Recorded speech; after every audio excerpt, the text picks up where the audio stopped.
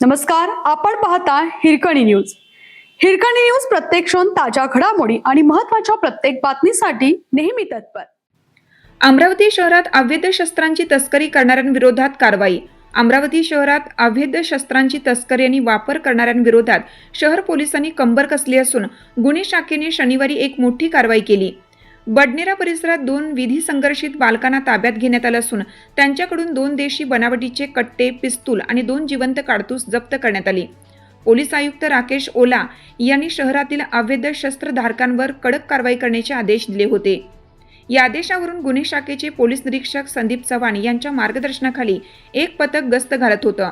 या दरम्यान गुप्त बातमीदारांकडून बडनेरा पोलीस स्टेशनच्या हद्दीतील शिवाजीनगर परिसरातील रेल्वे लाईनकडे जाणाऱ्या कच्च्या रोडवर 2 तरुण कमरेला शस्त्र लावून संशयास्पदरित्या फिरत असल्याची माहिती त्यांना मिळाली.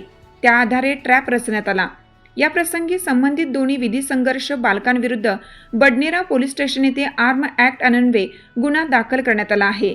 ही कारवाई पोलीस आयुक्त राकेश ओला, पोलीस उपायुक्त गुन्हे गणेश शिंदे, पोलीस उपायुक्त श्याम घुगे, रमेश धुमाळ आणि सहाय्यक पोलीस आयुक्त गुन्हे शिवाजी बचाटे यांच्या मार्गदर्शनाखाली पोलीस निरीक्षक संदीप चव्हाण, सहाय्यक पोलीस निरीक्षक महेश इंगोले व गुन्हे शाखेच्या कर्मचाऱ्यांनी केली.